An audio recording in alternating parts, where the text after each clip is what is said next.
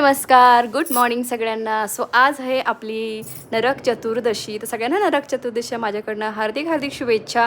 इथं मी छानपैकी अशी सकाळी सकाळी रांगोळी काढली होती आणि माझी धन्य घेऊन मी गेले काली देवीच्या मंदिरातून जाऊन वगैरे आली। अव्याशानी वरून काही उठलेले नव्हते कारण त्यांचं अभंग स्नान करायचं होतं, पण म्हटलं चला तोपर्यंत ऑलरेडी कपडे झालेले होते मशीनमधून, ते पहिलं टाकून घेतले आणि त्यांची वाट बघत मी फायनली माझ्यासाठी एक कप कॉफी बनवली आणि कॉफी एन्जॉय करत करत तोपर्यंत आमचा राजा आणि वरून दोघंही उठले आणि मी तोपर्यंत तयारी करायला घेतलेली होती अभंग स्नानची। कारण नरक चतुर्थी दिवशी म्हणतो सकाळी सकाळी आंघोळ करायला पाहिजे। माझी आणि पप्पांची तर पहाटे पहाटेच आंघोळ झालेली होती, पण वरून आणि अव्याश राहिले तर मस्तपैकी असं छान ताट बनवलं दोघांसाठी आणि अभंग स्नानाची तयारी केली। तर इथं मी काही फोटो शेअर करते आहे, तर तुम्ही बघू शकता कारण मला व्हिडिओ करायचं लक्षात राहिलं नाही आहे।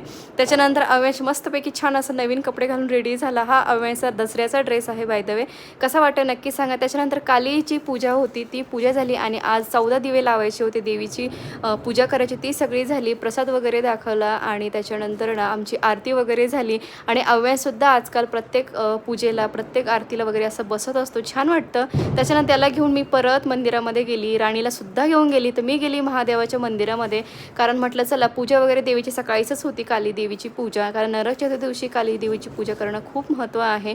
त्याच्यानंतर चलो बाय।